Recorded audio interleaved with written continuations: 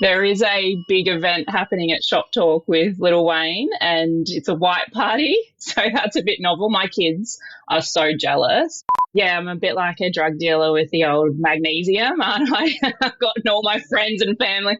We often say Metagenics is like the best kept secret in Australia in a lot of ways, or the most like under the radar but well used supplements brand. Welcome to Add to Cart, Australia's leading e-commerce podcast that express delivers all you need to know in the fast-moving world of online retail. Here's your host, Bushy.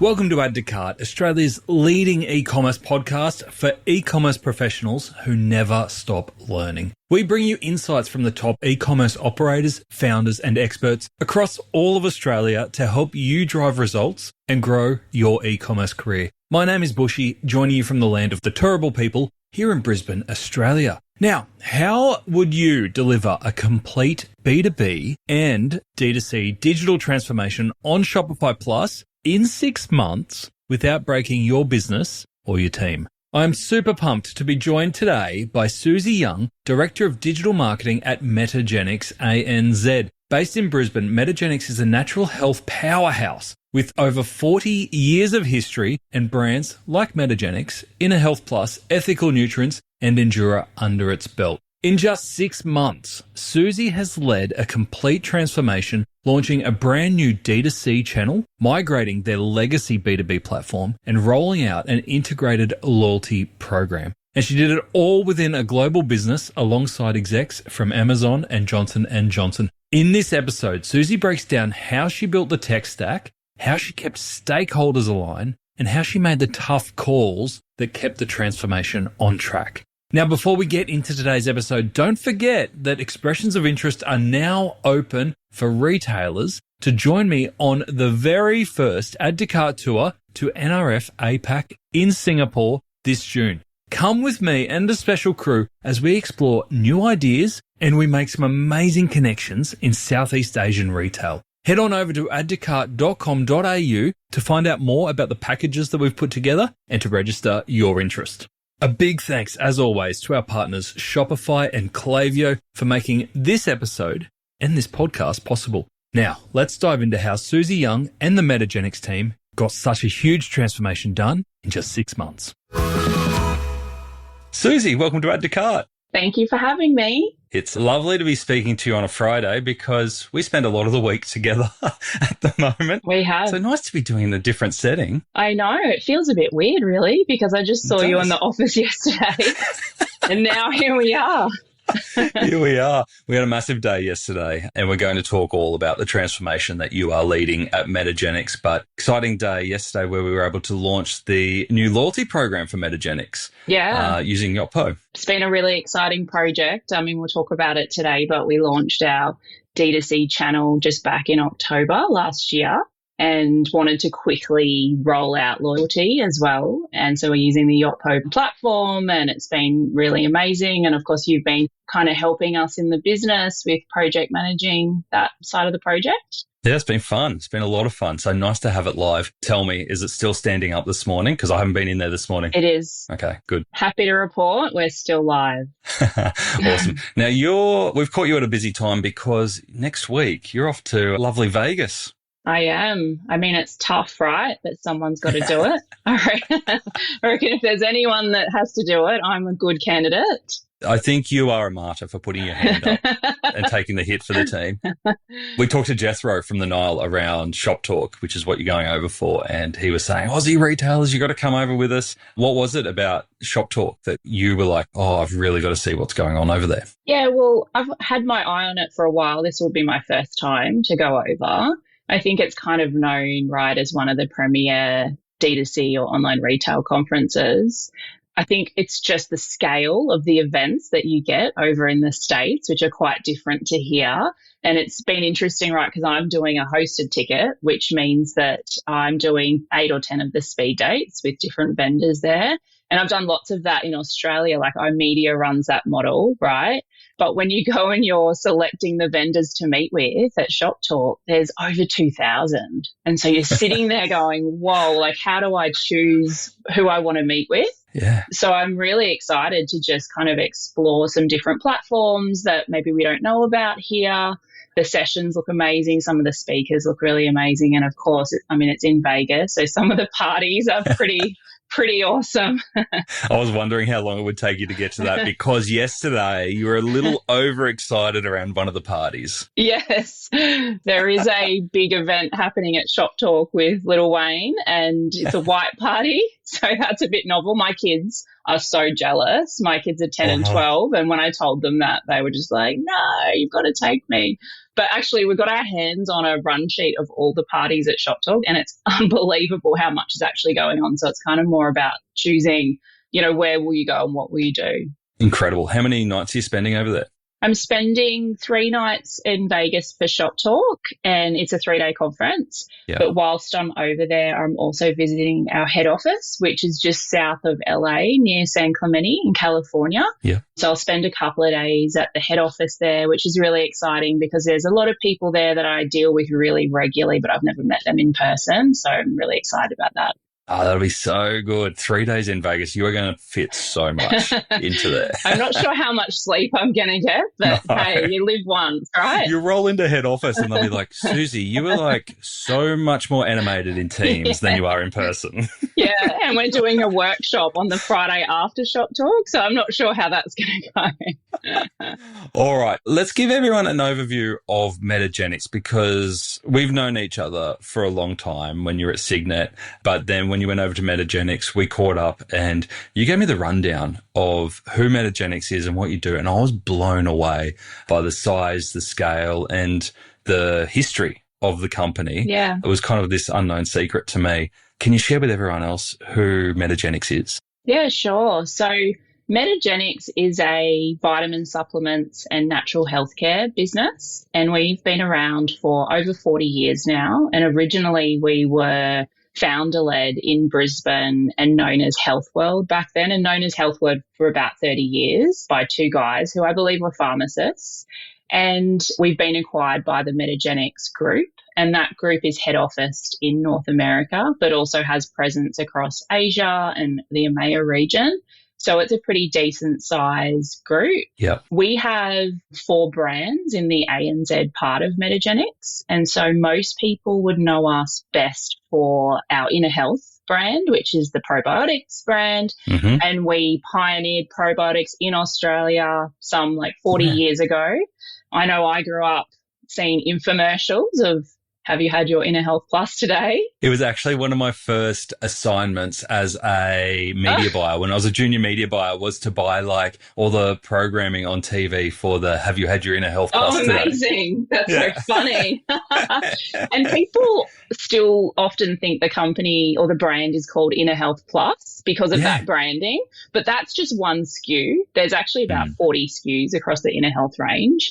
And then we've got another pharmacy brand called Ethical Nutrients, which is a full vitamin supplement range, probably more traditionally targeted at women, but best known for our magnesium, which is called Mega Magnesium. It's the number 1 magnesium in Australian pharmacy by quite a long shot, actually. But a beautiful range of products across, immune health, women's health, pain and inflammation, multivitamins, all the kind of things you'd expect. And you got me hooked on the Mega Magnesium before bed. Yeah. I'm a bit like a drug dealer with the old magnesium, aren't I? I've got now I'm one of your dependents. Yeah, that's right. Yep. It's an amazing product. If you're not on magnesium, you should be taking magnesium. That's the hot tip. And then we have another retail brand called Endura, which is a sports supplement range. And that is really well known in the cycling and triathlon industries. It's been around for a while.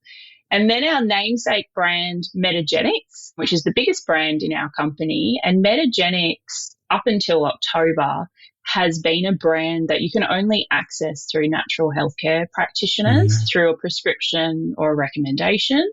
And when I say natural healthcare practitioner, I mean naturopaths, nutritionists, herbalists, chiropractors, some integrative GPs, so those types of modalities.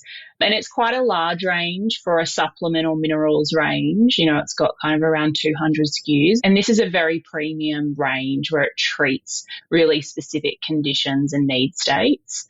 And so that's the big project we've kind of been working on this past year or 2 years, is kind of how do we modernize that part of the business. But yeah, that's a bit about us, where it's a pretty amazing company to work at, great culture, great people across our local and our global business. We're super lucky to have some really experienced global executives. So, you know, our global CEO is ex-Johnson & Johnson Healthcare, as is our CMO, and our Chief Digital Officer, or I think her name is something like Chief Growth and Experience Officer, but I think it's easier to say Chief Digital Officer. It's got to have the American title, right? Yeah, exactly. She's ex-Amazon, and she led like big business units in Amazon, and I'm really fortunate to have a reporting line through to her. Her name's Cara Trousdale. So it's like a really kind of incredible business and really great opportunity to work with an awesome local team, but also an awesome global team. Yeah, I've loved hearing the little nuggets that you bring secondhand to us from Cara around the inside workings of Amazon. Yes. Yeah, because Amazon is like, it's kind of like Google. It's like that challenge that everyone's trying to figure out, but you'll never quite figure out how it all works. And it moves so quickly. So to have the inside goss about Amazon is great. The Metagenics product, and we're going to talk about that a little bit because that is a huge business transformation, not just a digital transformation. Yeah. What I didn't realize is that because you do have a 40-year history, most people, if you've seen a naturopath or a natural health practitioner at some point in your life, more than likely you've had it or you've got it on your shelves somewhere in your house. I couldn't believe how widespread it is. And then even as I started talking to people about working with you and the team at Metagenics, people are like, oh yeah, I love that product. Like you've got this fan base that is just in love with what you do and the products that you help your patients and customers with. Yeah. Can you tell us about where the business has been and where it's going from a transformation perspective, especially in regards to what you're doing in digital and e-commerce? Yeah, sure. So, and it's interesting you say that. Like we often say Metagenics is like the best kept secret in Australia in a lot of ways, or the most like under the radar but well used supplements brand. Because I had never heard of the Metagenics brand myself before I worked here, but then I would be at my gym and, you know, someone would overhear me talking about, oh, I've used Metagenics for ages. I love Carmex. I love this or that. And it's amazing how many people pop up that actually do really know the brand. And so I guess like we have embarked on a big business transformation over the last couple of years. And at the heart of that transformation is like, I guess, our purpose or our mission for our business, which is to help people live happier, healthier lives and to get our products into the hands of consumers, because we know that our products are amazing. Like if you read the testimonials that our practitioners give us about how they're using these products with their patients, if you take a look at the product reviews that we get online now, it's really extraordinary how we're helping people with their health issues, and we want to get that into more and more people's hands. But the challenge there for us is that even though we know from stats and research that Aussies are really engaged with health topics online, like I think it's like 74% of Aussies are using online to research health conditions or look for different natural health products, because obviously Dr. Google is a whole thing these days, and, you know, social media. Now it's Dr. ChatGPT. Yeah, that's right. Yep. What we also know, though, is that only 4% of Australians actually see a natural healthcare practitioner. And we know that because we've invested in significant market research for years on that. And actually it's been flat, which kind of means it's been in decline, right? Yeah. And there's a number of reasons for that.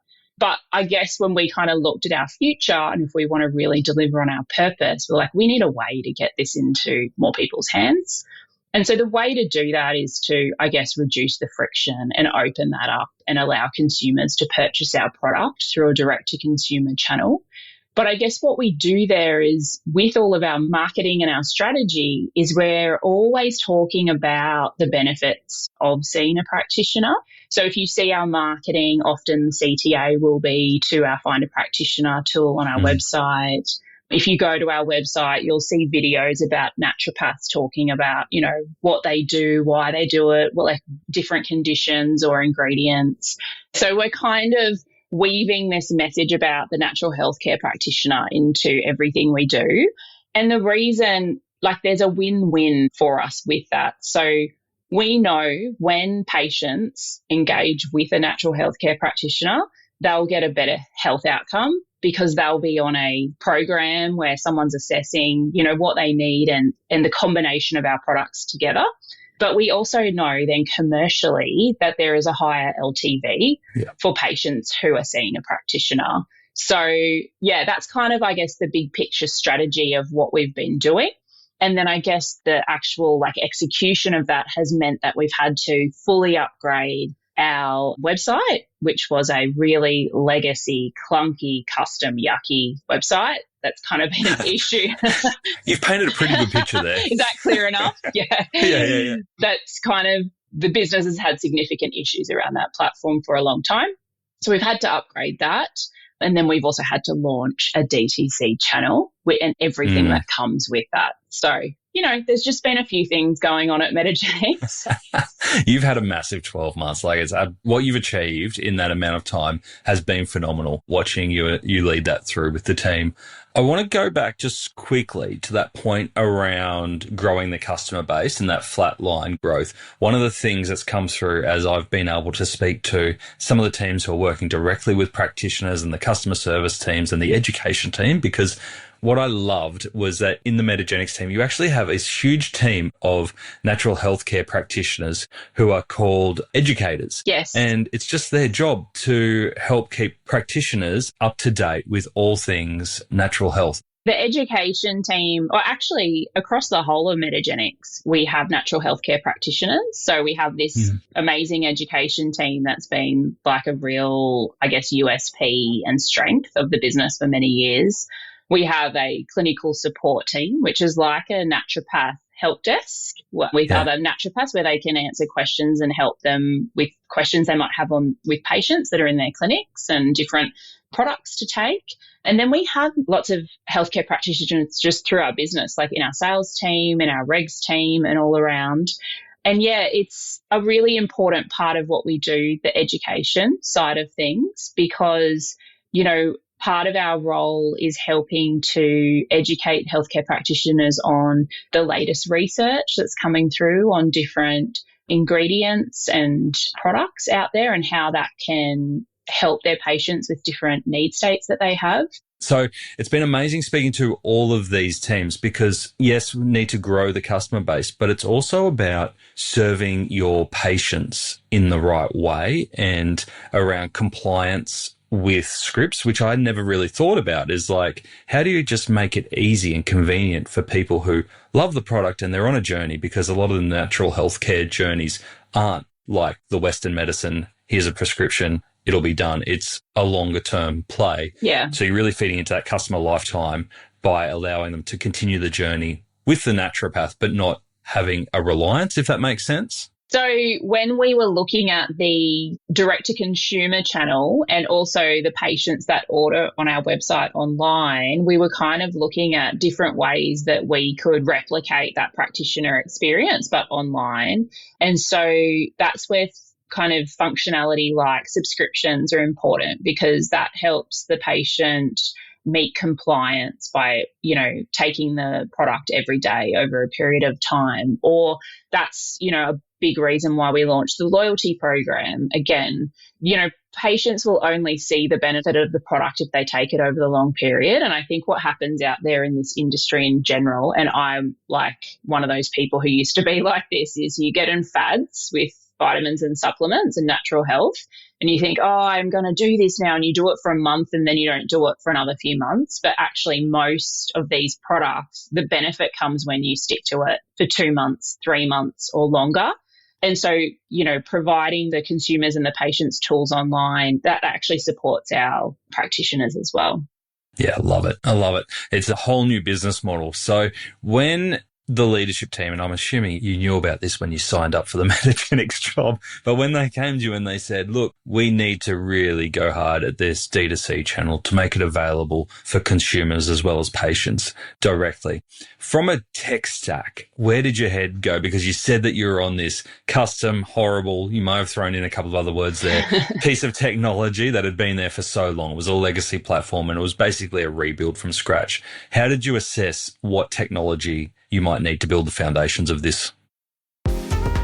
We all say that we want to know our customers better, but in reality, we just end up with too many tools and not enough insights. That's because most CRMs were built for B2B, so they don't really work for e-commerce. That's why Klaviyo has created the world's first B2C CRM, bringing together marketing, service, and analytics in one easy platform. No more messy data, no more guesswork, and no more customers falling through the cracks. Just built-in automation, AI-powered insights, and real-time personalization so you can focus on growth, not the data mess. Simplify your stack. Get more from your customer data and finally make your tech work for you. Get a demo of Klaviyo's CRM for B2C at klaviyo.com/au.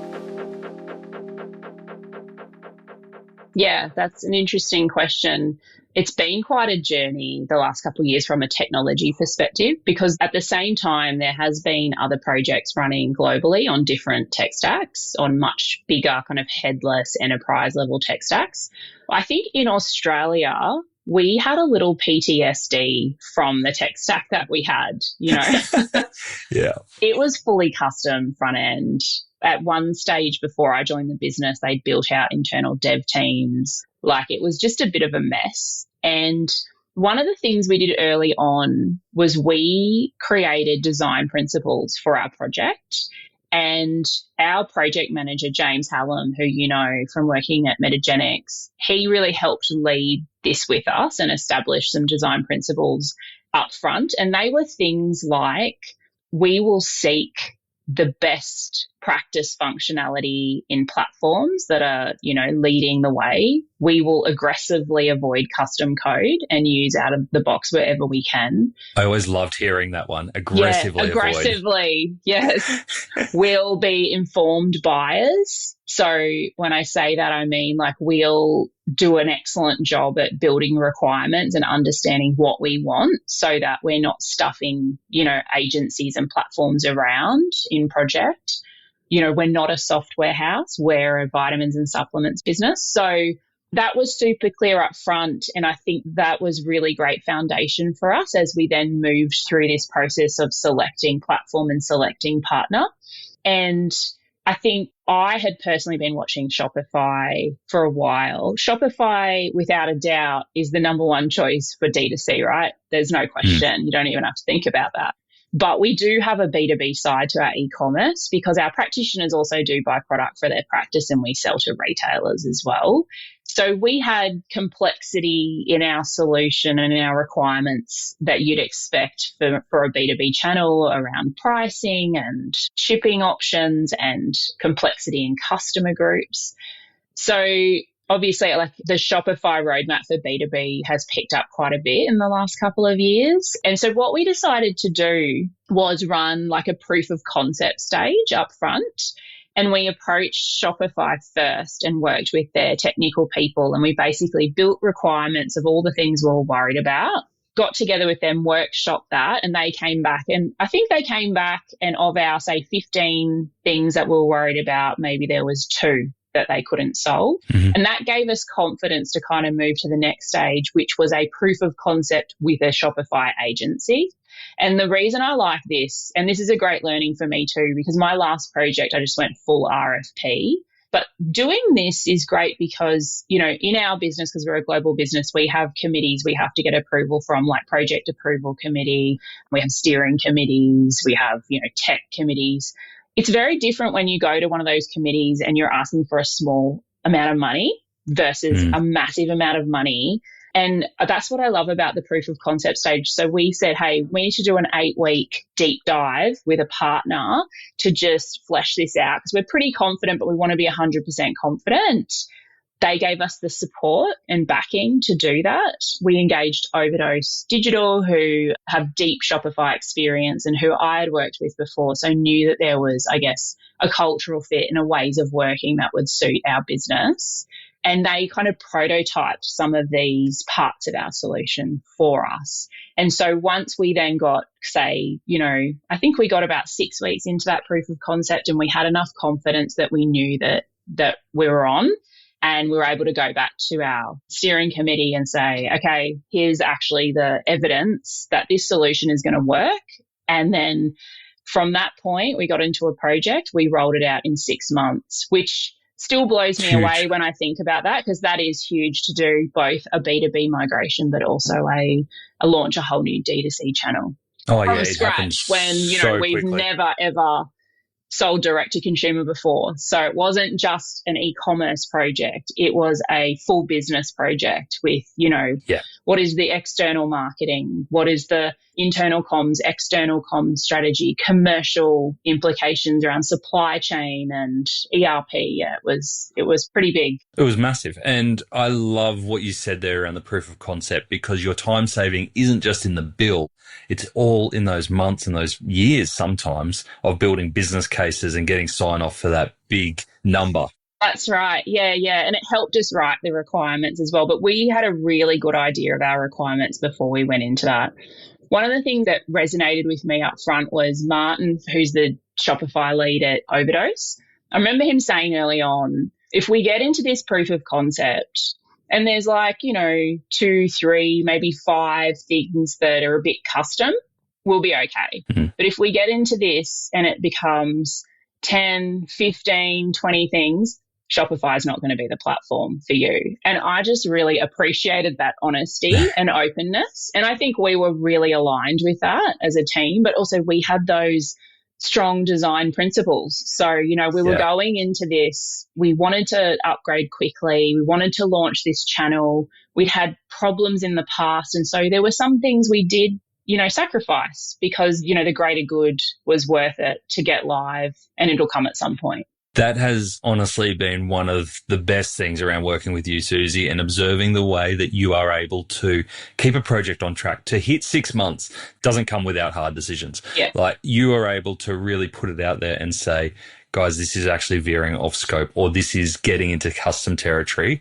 Let's cut it, but not cut it from a tech perspective, because actually the work is from a business perspective to talk to the business units to go, hey, I know you want to do this, or I know this has been part of our model in the past, but for our future roadmap to keep it simple and to be able to move quickly in the future, we need to change the way the business works. Was that challenging for you? Yeah, it was, but I'd say something that really helped me through that process was that before we got into the tech project, or even during the tech project, we were doing a lot of external comms to our practitioner business because we were significantly changing our go-to-market strategy.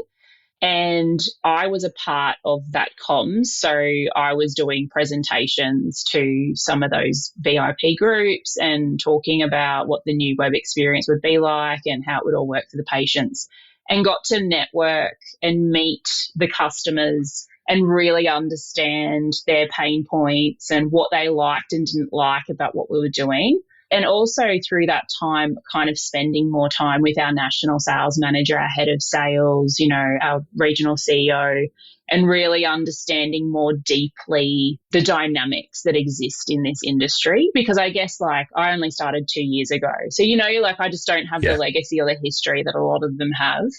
And because I was doing that at the time, it was very helpful because I felt empowered and I felt like I knew the right decisions to make. And I think that's really important, right, in a project team. Sometimes you can kind of observe project teams where there's so many people involved, but not one person can actually make a call. Yeah. And I think that that's a real key to success. And I'm very fortunate that I did have the support and the backing from my peers and from my managers who were like, yep, do what you need to do. And we did. We made some hard calls. We would be in meetings sometimes deep into the project and we'd be talking about some technical part of the solution. And you'd catch yourself going, hang on, we're going way too deep here. Let's pull it back a few layers. We agreed we weren't going to customize this section. Let's someone has to keep everyone on track, right? Yeah. So going back to Martin's point, which I love around, look, if we can customize 3, 4, 5, maybe pieces, but beyond that, we're on the wrong platform. Where did you have to customize? Yeah, so we have this really great solution for our practitioners, which is like an affiliate program for their patients. So basically they can connect their patients and invite their patients to come and order from our website, and they're still linked to them, right? So it's almost like a virtual dispensary for them. Mm-hmm. And so that's obviously not out of the box functionality that exists in not normal Shopify. B2B. No, but that was a really important part of the solution. Yeah. And there was a little bit of customization around the My Account area for our customers because we have all different customer types, but there has been, we knew we were doing customization there because we knew we were a little early for Shopify's account extensibility launch, which happened just over Christmas. And so we've always had in our roadmap, we'll launch with this kind of B solution and then we'll quickly fast follow and kind of tidy that area up, and we're working on that right now. But other than that, we kind of just found ways to fit into existing functionality. And actually, when we started digging into topics like pricing, our pricing model actually fits really beautifully into Shopify and the way that that works. There were great kind of apps for handling shipping rules and we're just so happy to be on that platform because it just takes so much of the complexity and stress and hassle out of the solution, both in the project but also ongoing for the team. Oh, exactly. And we're seeing that today, right? Is that the team can get in there and make the changes. Like even yesterday when we're going live with loyalty, we had one issue because, as you mentioned there, you've launched and you are one of the first in Australia on Shopify Plus who are using new customer accounts. So if you haven't come across that, that basically means that in the customer section on Shopify that you can add your own widgets and you can customize what the account section looks like. Whereas previously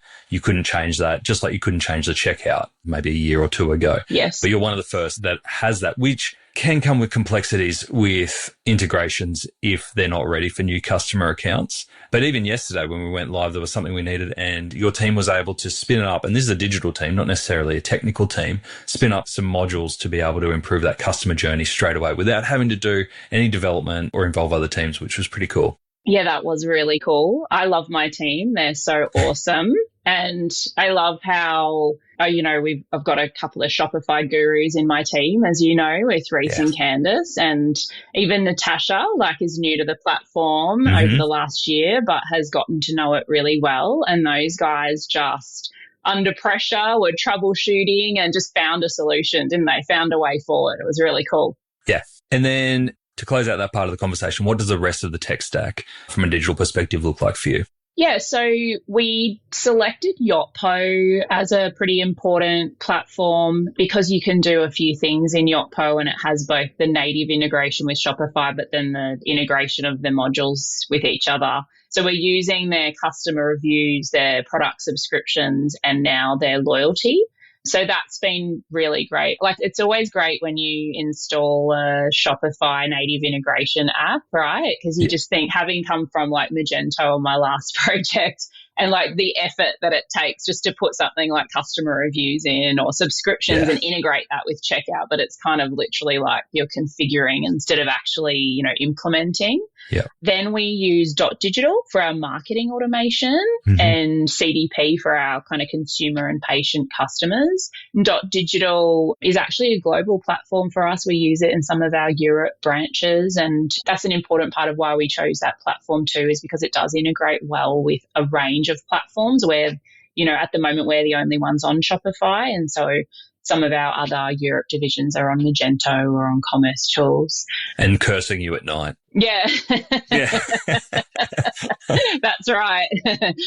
Watch this space. I sense you've got a Europe trip coming up after Vegas.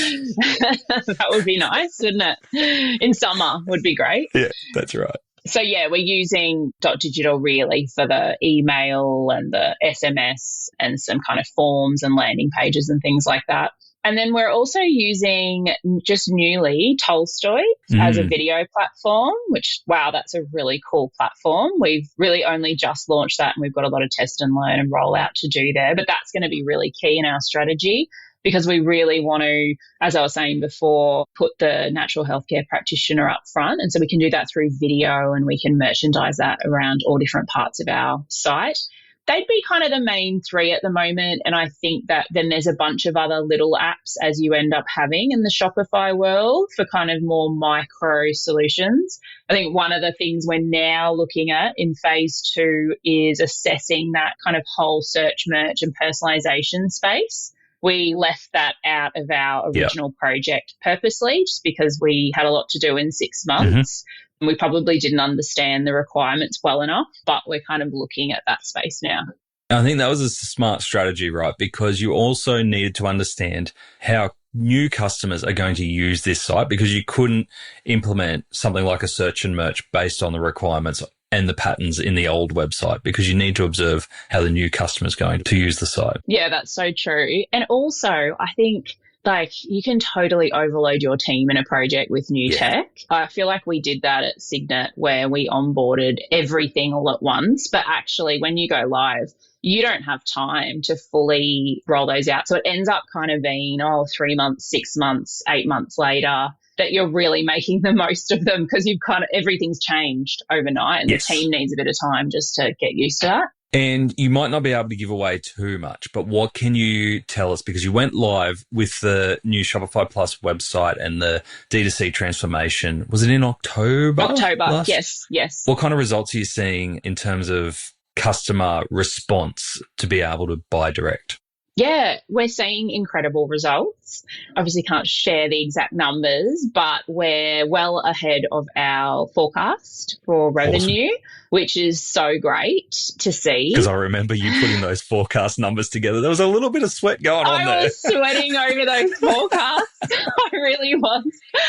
But I think there's a lesson in there too, right? I think we did really good due diligence in that whole process of forecasting. And it wasn't just the sales number. It was a pretty detailed forecast around acquisition, but also what's our AOV going to be and what data points do we have to kind of test that and good benchmarks for that. What's our LTV curve going to look like or our retention curve and where do we need it to be? So we kind of had a low, mid, high forecast of what would happen, and it has definitely sat more in the high part of the forecast, which is really great to see. But that now helps us go back and kind of make sure we're hitting the right numbers and the right lead and lag measures. And does that then, from a future roadmap perspective, has given the business confidence to continue the strategy, obviously, but also to empower you and your team to keep moving at pace? Yeah. One of the really great things about this business is that they want to move really quickly on everything. That can also be really tough, right? Yeah. It's kind of I'd say this project and Metagenics is kind of like a startup inside a global business.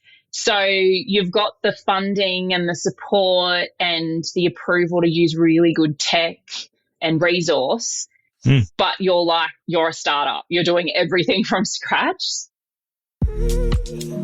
Expanding into new markets isn't just about selling more, it's about selling smarter. Every region has its own rules, currencies, and customer preferences. But with Shopify, global expansion is simple. Localized storefronts, tailor experiences, and build trust, all from one unified platform. Shopify removes complexity so you can focus on growth and deliver tailored shopping experiences for every market in-store and online.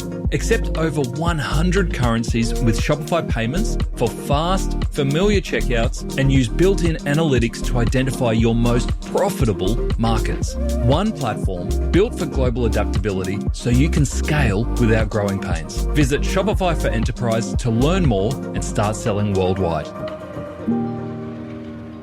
I think I'm really, really lucky to have had this opportunity. It's kind of rare that you get that opportunity in well-established brands these days. Yeah. So working with you and observing, you throughout the transformation. I've only been involved in bits and pieces of it. It struck me how well that you've managed just transformation generally. Like there's obviously a lot of late nights, tight deadlines, but to me, there was never panic or frustration. I've seen frustration creep into a lot of transformation, especially when you're dealing with multiple stakeholders in a business. You were so on the outside, calm and communicating really clearly and making sure your team was looked after. That were my observations. From your perspective, having done transformation in a few businesses now, what is the key to being a successful leader during digital transformation? Yeah, I mean, it's funny that you say that, Nathan, because I remember when you started working with us, which was back in, I think it was was it July or August last year, something like that? August, yeah. And I was in the real, hairy part of this project. I remember thinking, oh, gosh, she's not going to see me at my best. It's great to hear that I looked calm and collected on the outside. But I think that for me, when I look at my career over the last, say, even 10 to 15 years, there's been a transformation thread, and it's not always been e-commerce. Before e-commerce, I was deep in CRM world, and before that, maybe marketing automation or even ERP. But there's a common thread to every project, and there's some things that I just deeply believe in. And one of them is I'm such a project management person and super fortunate to have a PMO department in this business. So I get to work with amazing project managers. That's usually been something I've had to wear the hat of in prior roles, but I'm trained in project management. So I love agile. I'm a trained Scrum Master and product owner, deeply understand the whole framework.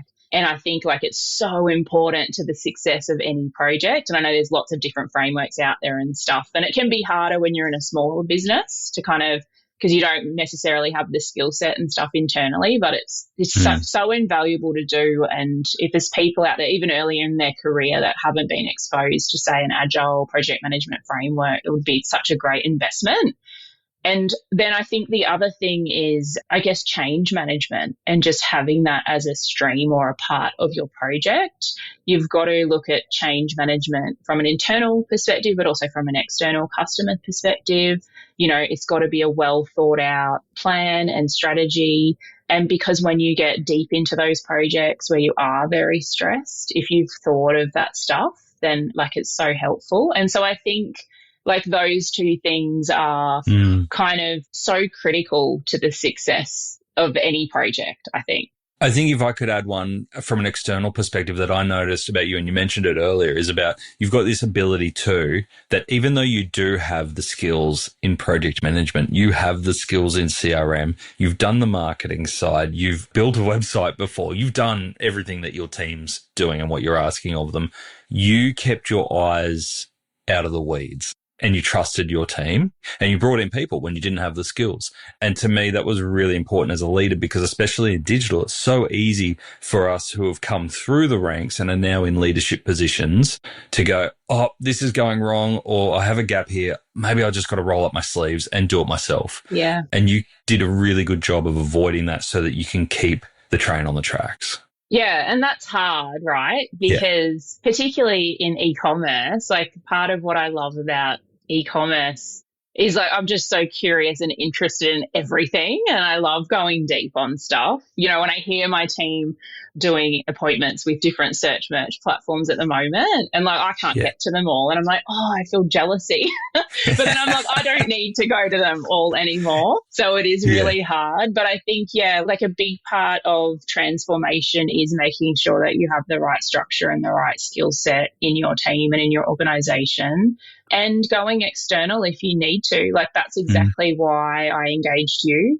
I needed support and help through that time. That's exactly why on the project management side, we actually had a contractor project manager, because we knew we needed a project manager who had deep experience in technology, e-commerce, commercial projects, whereas our project managers were a little less commercial, So I think setting up the team for success and making sure you have the right skill set. But I think that the project management methodology and agile in itself, then enables you to empower your team, right? It's like the whole premise of agile is that people are collaborating, over a very visible project Kanban board. And so it kind of takes the need to get detailed and micromanage out of the process. Yeah, makes total sense.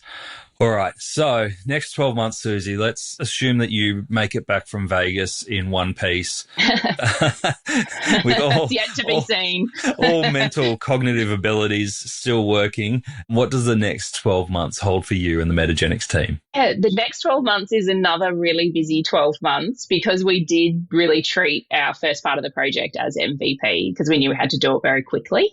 So we are already live into the second phase of our project. Obviously, we talked about we've just launched loyalty yesterday. We have a lot of functionality being rolled out over the next few months that's all kind of conversion related functionality at the front end for our consumers and patients. But we also have a significant amount of functionality we're rolling out for our practitioner customers, so more on the B2B side behind a login, and a few other media projects which are probably under wraps for now, but stay tuned. There's a few things happening down the track. So, yeah, we will be very busy again this year. The startup that just keeps getting bigger and bigger. Yeah, that's right. And faster and faster. Yeah. I love it. All right. So if people want to get in touch with you, Suzie, apart from search and merch vendors, because they're already shortlisted, so too late for that. What's the best way for people to connect with you? The best way is through LinkedIn, and please reach out. I love connecting and benchmarking and meeting other e-commerce professionals. Awesome. Suzie, have the best time in Vegas. I'm so jealous. Not so much from the Lil Wayne perspective, but from some of the amazing experiences and learnings that you're going to have over there. And thank you so much for sharing everything that you and the team are doing at Metagenics. It's a really, really great example of transformation at scale, but using some of the e-commerce principles that everyone's doing to kind of make it streamlined and scalable. Thank you so much for having me. I have been an Add to Cart OG listener from the start, so it is a real thrill to be here. So thank you. Honestly, watching Suzie lead this transformation has been one of the most impressive projects that I've seen up close. From dealing with legacy tech to launching a brand new D2C channel inside of a global business, it was digital transformation at serious pace. And I think some of Suzie's lessons there is critical, whether you are leading a global transformation or whether you are just trying to make changes within a smaller business.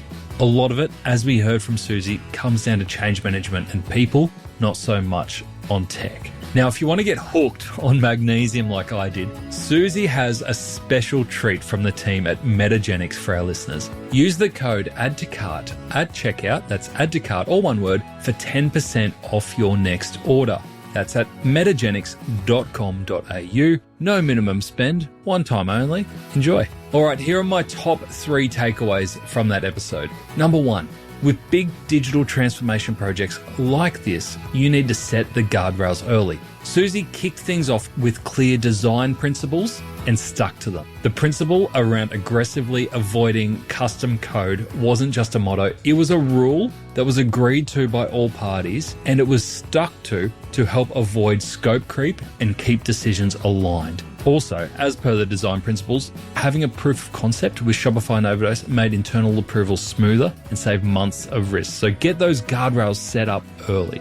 Number 2, build for B2B and D2C. Metagenics didn't treat these as separate channels. It was one experience where the site supported both patients, practitioners, and new customers. And with features like affiliate-style links, subscriptions, and loyalty, it was so important that it all worked together, that there wasn't 3 sites disguised as one. Even as Metagenics went down the D2C model, it was so important that they retained their practitioner relationship with education, content, and support. So design one experience, not separate experiences.